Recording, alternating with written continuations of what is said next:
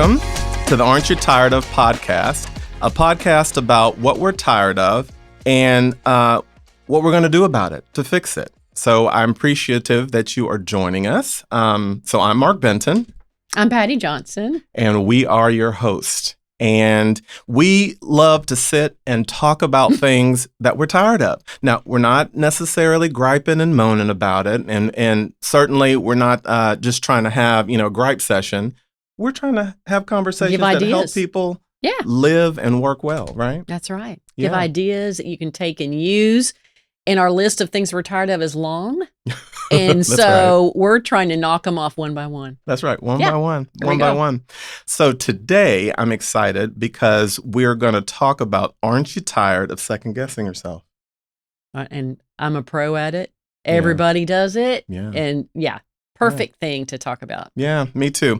We have a guest that we're going to introduce here in just a minute, but let me kind of set some context and let me get your thoughts on it, Patty. Yeah, absolutely. So, when I was thinking about the topic and my own personal thoughts around it, I was just really thinking about, second guessing. For me, it's like I make a decision and instead of moving on, my brain starts to hold like a whole committee meeting with itself. Oh, I know. Yeah. I just start doing that. Can't make the decision. I replay my conversations. I question sometimes my abilities. I don't know. How does it show up for you? Yeah, we talked a little bit about this for me, and I would say for me and a lot of the people I've worked with, it starts beforehand. I'm second guessing myself. Once you start that second guessing, it just goes all the way through any kind of event or situation. So this is near and dear to my heart. I'm so glad we're talking about it. Yeah. Me too, because, it's like one of these things. Many of our listeners, I think they were raised or trained in a tradition or a system that rewards perfection. Oh, big time. Right. And it punishes visible mistakes. It promotes consensus over conviction. If you're a parent or you're in the workplace, you work on committee or you're a caregiver, the cost of being wrong can feel higher than the cost of the hesitation itself. You want the A. I did great. Yeah. I was perfect. I did. Yeah, I got the A+. I agree. Even in life, you're trying. I know. I'm always trying. Well, today, our guest, I think, is going to be someone that I think we're all going to enjoy talking to. Sure. So our guest today is Ryan Halverson. Ryan is the principal leadership coach of the Ryan Halverson Company, where his focus is working with business leaders to meet new challenges and rise to their potential during important points in their leadership journey. Ryan has a master's in industrial and labor relations from Cornell and a Bachelor of Science from Brigham Young University. Those that Ryan works with, they say or describe his approach, and I love this. They say he asks searching questions. He's gifted at listening, providing feedback that is insightful, challenging, and life-changing. Now, I have known Ryan for 10 years or so. We worked together at McKesson. And after, I guess he'll tell us when we bring him in, but he started, his own company and has been successful. But the reason why I wanted to have Ryan in as a guest to talk to us is just, I think that he has, as he's been described, and I can confirm, a great way of framing the issue. Perfect. So let's welcome Ryan Halverson. Hi, Ryan. Hey, We're glad you're here. Hi, Mark. Hi, Patty. Thanks for having me. Yeah, absolutely. So, Ryan, you may have heard us during the introduction. We're talking about second guessing yourself. That whole pressure to feel perfect, that pressure to get it right, never be wrong. And, what kind of initial ideas or thoughts do you have about that?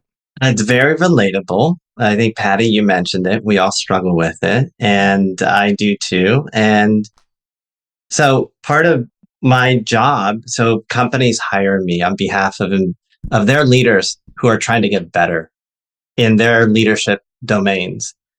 And I have been doing this for going on 8 years, and I don't think I've ever worked with anyone Mm-hmm. who doesn't want more of two things: confidence and clarity.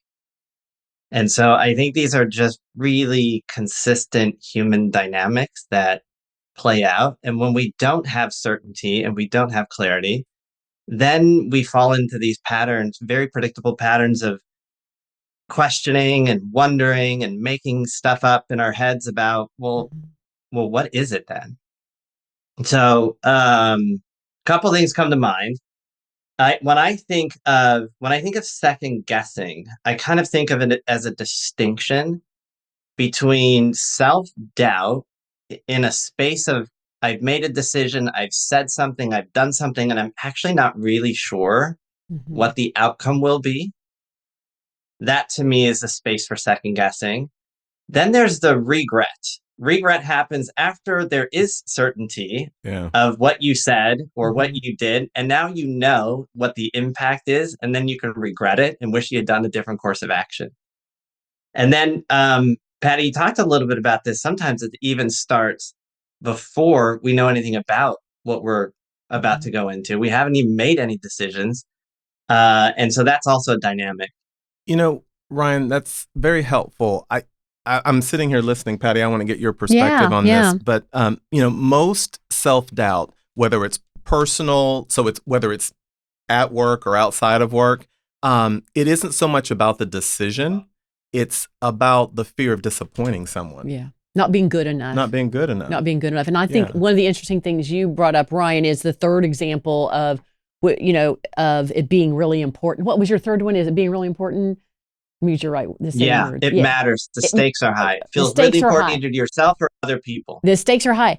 But I think one of the things we do is we make the stakes high, even if they're really not. And I think back to your example with your wife. I mean, if she didn't like it, was the risk really that big? No, probably wasn't. I'm going to guess Right. being married that long is going to be okay. Right. But we make it high in our mind, and that even when before or after, when you're reliving and nobody else even noticed, but you're like, oh my gosh, I sounded so stupid when I said that. Yeah. So I think, the other element of that third thing you mentioned that I know I see with my clients is like, be realistic of how important this meeting is or how important this conversation is. Are you just blowing it out of proportion? I don't know if that resonates or if you can relate to that.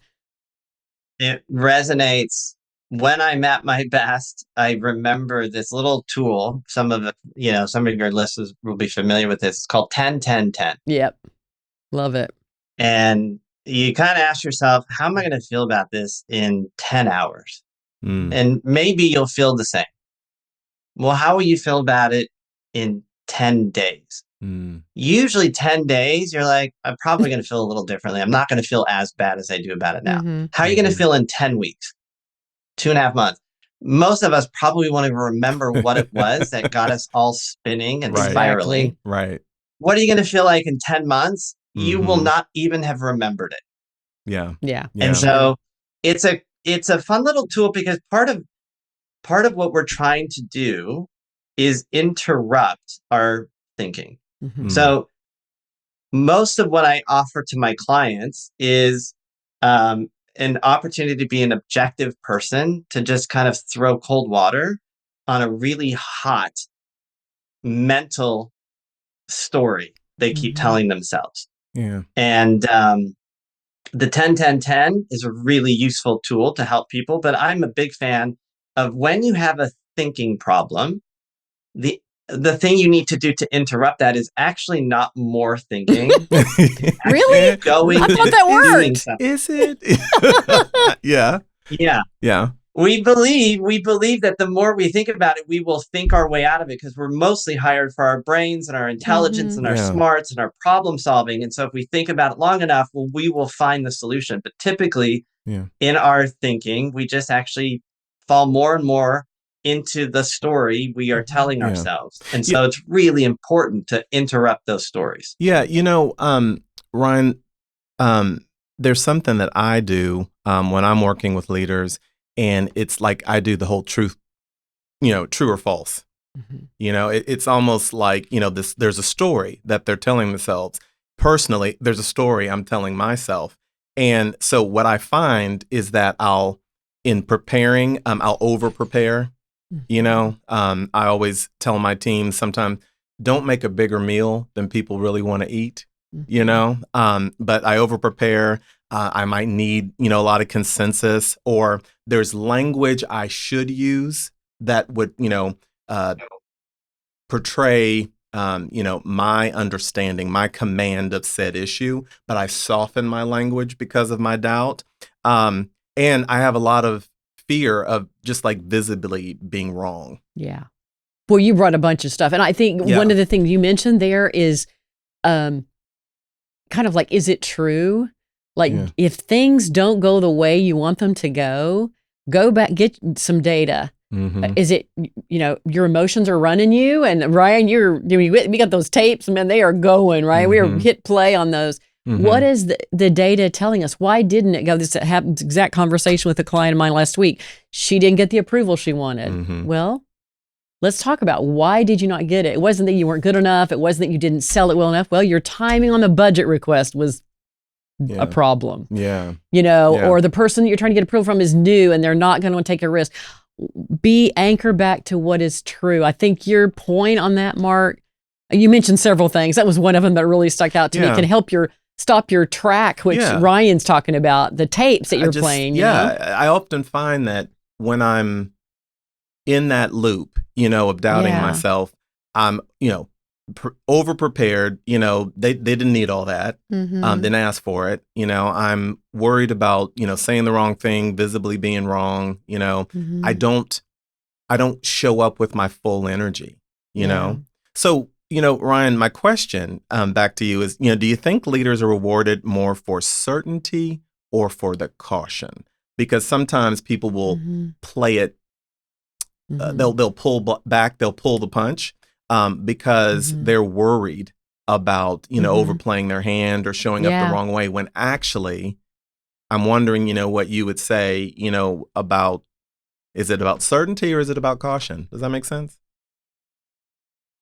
It makes a lot of sense. My thinking on this, we live in such a fast-paced environment. So many things are changing in our personal lives. This can happen in politics, in the news we read, certainly in the business environment. Things are changing so quickly. And as a result of all of that change, there's a lot of uncertainty. It's harder and harder to predict the future, what will happen, how it will play out. And so I think for many of us, we are really attracted to someone who comes across as confident and certain. True. But I think when you actually talk to those leaders, because I do talk to those leaders, even though they come off as confident, they have just as much concern and worry about those decisions. And typically they have huge impacts on many people, but they're presenting them with confidence. And so I think many people are attracted to this illusion. I really do mean it's an illusion of confidence, an illusion of certainty. And so many leaders often will give that to their, to the people that are listening to them, even though they themselves are doubting. They themselves aren't fully certain, but they won't reveal that because to do that would suggest that maybe they're not the right leader. That's true. And it can often really work well for a leader to be open to say, here's what we know and here's what we don't know. And that can be very humanizing to people to know that, it's okay not to know. It's okay to move forward, even if the outcome is uncertain. And many good leaders actually embody that balance of I'm confident and I'm confident also the things that I don't know. Here's what we don't know. And even though we don't know, we're going to move ahead. And Ryan, that seems like that is such an important element of building trust. It's very relatable. And that is a huge part of building trust. Because the more certain you are, and if it is uncertain, you have a higher risk of either publicly or failing at some point, and then you do lose credibility or trust with those people who put their confidence in you. Right. Yeah. Well, but a question to both of you as I'm sitting here listening, we live in this world, the social world, where, the picture, the situation, the scenario seems so pulled together and planned, you know, Yeah. and the, you know, and I'm not picking on influencers or anything like that, but, you know, sometimes their worlds just seem to be so on point and Yes. perfect. And, you know, we see that and then we sit and wonder, well, but I don't have that, Exactly. you know, and I even think our leaders, you know, we're all, you know, by some means engaged, impacted by, you know, what's happening. I'll call it in the social sphere, and that gets to us, you know. So I just wonder. I think that whole thing we were talking about just now around real, not real, is an important tool. Yeah, It's an important behavior. Exactly. I agree. I like to travel. When I travel, I bring my camera and I like to take pictures. What do you take and pictures of? recently, I'm just curious. What do you like to take pictures of? it can be wildlife or landscapes. So recently, we were in a location where the wildlife was really beautiful, and I curated about 25 really great pictures. If you only saw these 25 great pictures, by the way, which were edited very rigorously, you would probably come to the conclusion Ryan is a very accomplished photographer. Yeah. Now, what you didn't see is that I took about 980 pictures, and probably about 900 of them were actually not good. Like, I wouldn't show them to anyone, not because I'm embarrassed, but like legitimately, people would not be interested in seeing these pictures. Yeah. And so, most of our lives, the way we present ourselves is highly curated. We kind of take out all of the things we don't want people to see, and we only present the best. And we come to this erroneous conclusion that, oh my gosh, these people I'm listening to, I'm watching, I'm seeing, I'm observing, they have it all put together. That is just not true. And I tell you, I know this is true because anywhere you work, anywhere you've ever worked, you know that there's a bunch of screw ups in that job and what people are doing every day. And yet people are still buying those products and services. Yeah, for sure. You've been on the inside and you know how messy and incomplete and imperfect it is. But on the outside, it doesn't come across that way. You know, wow. Lots of things running through my head, but I want to kind of bridge this for us. You know, we were talking and started out talking in a professional setting, you know, about that self-doubt, but also outside of a professional setting, the self-doubt kicks in.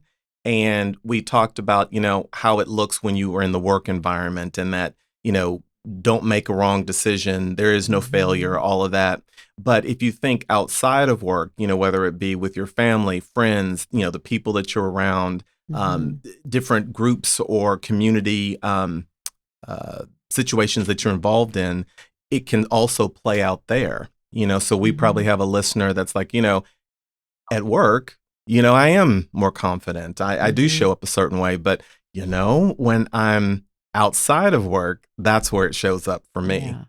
You know, I think too, I'm relating back to tying that back to what Ryan was just talking about in terms of the social, you know, curating. That word is a great one. I love that. And I think what I'm thinking, Mark, any place you think I need to look perfect, whether it's Instagram or it's your church group or whatever. I need to look perfect. I need to look like I have all the answers. It's like I need their approval. I need their acceptance. It feels like that's the common, that's when you start curating, right? Ryan, I know to your point. And but I think what you're saying is, Mark, it doesn't always have to happen in the office. It can happen in any part of our lives, you know? Yeah. And we live in an environment, I think, that rewards that. Oh, big time. Know? So, you know, Ryan, I'm wondering if you're talking to leaders, you're talking to individuals, do you ever come across where it's not just at work, it's outside of work? It's a part of who they are, and it's blocking them from, you know, being able to really, you know, work and live well. Absolutely. Turns out we take ourselves everywhere. So whether that's in our family relationships, our friendships, the dates that we go on, social interactions, community interactions, church or religious, we take these patterns that show up at work and we bring them home and we bring them into our family relationships as well.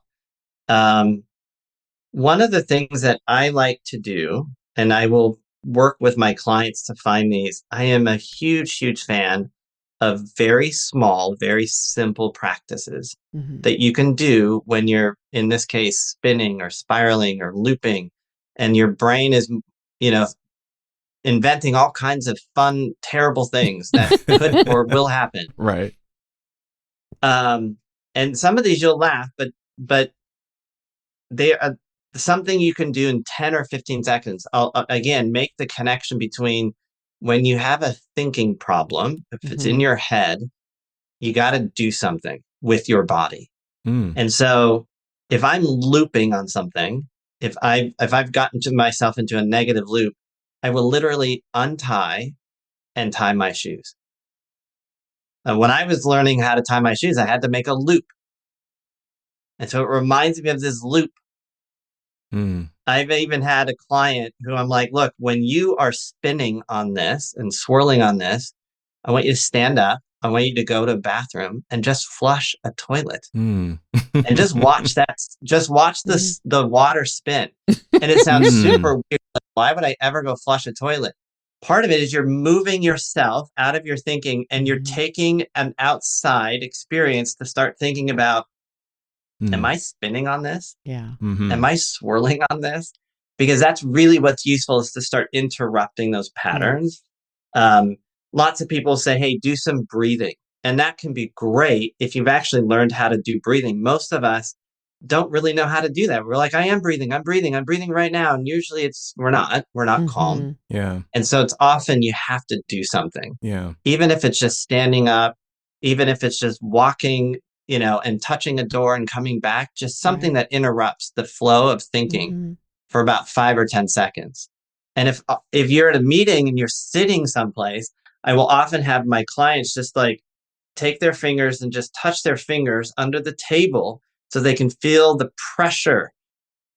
And all of a Mm-hmm. sudden you're just like, okay, I'm not in my head. I'm not just my thoughts. I actually have a body, and my Mm-hmm. body's here. Mm-hmm. And that can sometimes calm people down. Yeah. And there's a lot of different ways into that, but it's finding a 10 or 15 or 30-second Mm-hmm. practice that you Yeah. can get more Yeah. present into getting out of your thinking. I'm looking at Patty right now and knowing her, I'm like, you got some questions. Well, I'm thinking what you're trying to do is Yeah. get them to change the Yeah. channel. Yeah. Yeah. Click the channel, go Yeah. get out of your head. I love too what it sounds like what you're saying, Ryan, is it doesn't have to be, I've got to go talk to my therapist today, or I've got to go, oh my gosh, I've got to go meditate or journal for an hour. You're saying quick, Mhm. anything to change that channel, change your thought, interrupt your thoughts. I mean, I think that's what you're saying, to kind of Exactly right. stop the. Yeah. Yeah. So, we're talking about, this whole second guessing yourself. We talked about it Mhm. at, how it shows up, in the workplace, professionally, and how it shows up personally. And now we're starting to really kind of talk about some ways Strategies. and strategies to, live and work better, to Yeah. not be so tired of this second guessing yourself. I love this grounding that you're talking about. It's a Mhm. physical action that diverts the brain, Mhm. is essentially, listeners, what we're talking about. What else comes to mind is you both think about ways that you personally, or that, you've helped others to figure out how to Mhm. move through this? Well, I'm sure Ryan has a lot too. One of the things that has helped me the most, and I have used it with many of my clients, and this is often, it can be before or during, and that is, instead of thinking about, I hope they like me, I hope that I get their approval. Like if you're walking into a meeting, you're speaking, public speaking, everybody spooks everybody, right? Mm-hmm. But don't go there. Instead, think about, what am I here to contribute? What do I bring? Often I'll hear from especially people who are very new in their career, and they're in a meeting, or they're interacting with a lot of people with a lot more experience. Like, what do I know? Well, you're not going to contribute the same as somebody who has 10 years of expertise, but what do you bring? Make sure you bring it, and what am I here to contribute? And I know for me, I over like 10 years ago, whatever, started doing a lot more public speaking. And I got out of I hope they like me in my brain. I would constantly think, I hope there's one or two people here that will take something away. I hope I can help them. And it got me, because if you are sitting in that, I hope they like me. I hope I'm good enough, which is, Ryan, you were talking about that earlier. You have got an uphill battle on your hands because you don't control it. That's right. You just don't control it. And half the time you don't know it. You don't know it. Yeah. Ryan, how about you? Yeah. What do you got? What are you thinking about? What comes to your mind? I mean, this took me a long time, but certainly when we're in unfamiliar situation or if we're feeling uncertain, it's really easy to get focused on ourselves. Yes. And it actually harms ourselves to be really focused on ourselves, because especially when you're in an environment with other people and you're trying to show up well, they're more interested that you are interested in them than you being stuck in your own head and your own thinking. And so to be able to get out of that, one of the things that I do for myself and what I've encouraged clients to do, and I've seen them put this into practice, is to write I am statements. So statements of identity. So if I'm about to go into a meeting, or if a client's about to go into a meeting, I might have them take a quick piece of paper and write, I am calm. I am prepared. These are not falsehoods. These are actual identity statements. And you write it out physically. And the act of writing out that statement puts you into the very mindset that is available to you. And you're trying to get yourself into that. If you write these identity statements over time, like in the morning, for years, I wrote identity statements about long-term goals. I would write things like, I am a helpful and useful coach to my clients. I would write that every single day for years. I also have a long-term goal. I am fluent in Italian, even though at the time when I was writing, I was not. But the more I wrote it, the more I knew I had to take action on it. These simple I am statements can be very, very generative. You're not lying to yourself. You're making a claim about who you are, both in the present and in the future. And it helps to align your actions and your thinking with that statement. Love it. Some people might call it manifesting. Yeah. Well, I just was about to say, one of the conversations that Ryan and I had several months ago, I called to talk to him about a situation I was working through. And I was, listeners, I was spiraling. I was going down. There he goes. I was going down. And, as we mentioned earlier on, Ryan being such a good listener and such a good thought partner, exactly what he's saying about the I am statements is what you gave to me. I'll talk to you directly. You gave to me. Right. And for the next, as probably even earlier this month, I would text him, I'm still manifesting. I'm still over here manifesting, against these things that, we were talking about. I want to show up as credible. I want to be present, in my body, all this change is going on around me.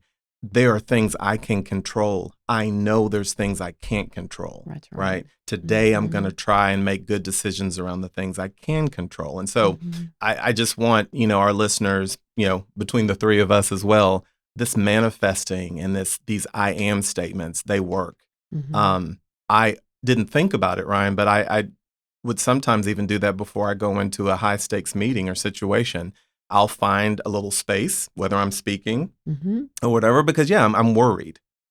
Are they going to like it, what I'm going to say? Is it going to be resonating? And then I just step back and I think about, well, what do I want the person or the people to take away? Yes. Right. It's not about me. It's about them. Not about me. It's about them. It's about I love them. that. Yeah. So I just really, these are rich insights, listeners, around if you are somewhere second guessing yourself and you show up in any of these situations or this resonates with you, I can tell you these are powerful actions to get better. I've got a couple questions, Ryan, related to that. One is, do you think it's useful for people to know, why am I doing this? What is the root cause of why I'm doing this? We've talked about actions and strategies, but why why am I always second guessing myself? Do I need to know that?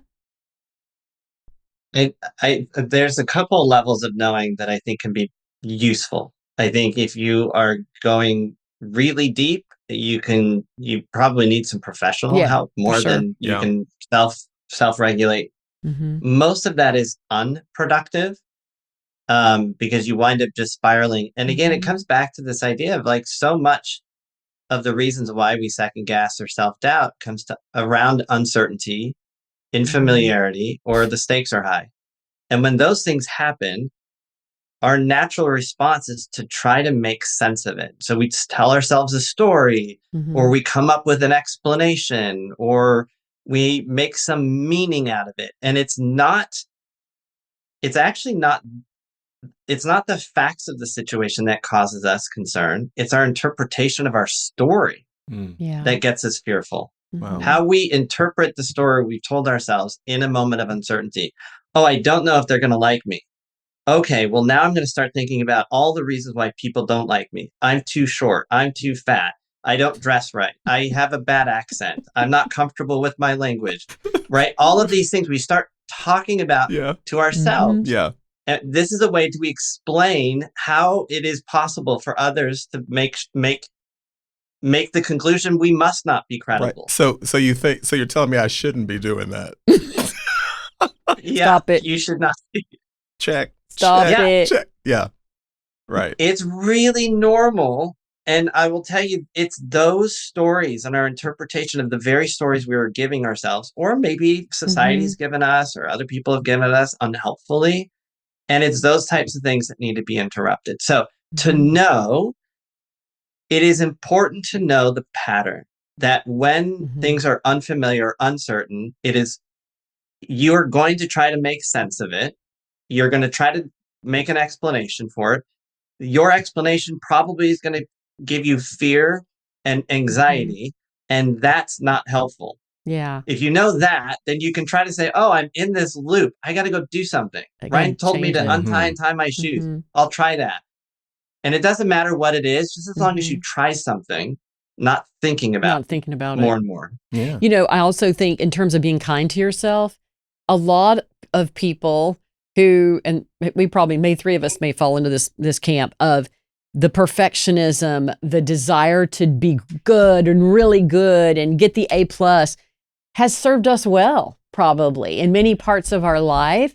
So it's almost like, you know, be kind to yourself. You're not a flawed human for second guessing yourself. You just, like you're saying, you've got to change those habits. You've got to get out of it in every situation. Use that when it helps you, but oftentimes it undermines you, right? You know? It does. It Yeah, really that's does. right. It does. Well, I was sitting here just scrolling because as we kind of not multitasking. I was going to say, are you on social? Are you on social? You're curating? I'm trying to curate. I'm trying to get my stuff perfect. I need to be perfect. You do. I was just looking because in my notes on my phone, I also had this statement that, you know, as we kind of round out our time, I wanted to bring up to both of you.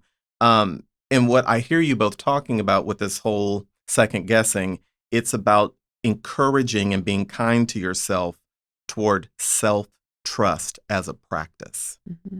Self-trust as a practice. So, you know, I want to extend an invitation to each one of us, as well as our listeners, to how are you moving and encouraging yourself towards self-trust as a practice? You know, because I think that's important to be able to overcome this thing that, you know, we're tired of. It's getting in our way. Do I have time to ask Ryan one more You question? You do. Absolutely. So what about this self-trust that Mark is mentioning? And you are in a culture, often in business, that mistakes can be fatal. Don't screw up around here. We've all worked with clients and companies who that is their culture.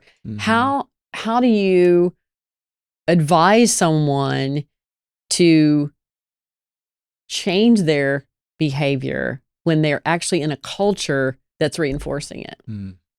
It's good. Well, I just want to acknowledge that in some situations, not all situations, you may be in an environment that it's not a great environment, Yeah. and no matter what you do, you may have to find a different environment. Yeah, for sure.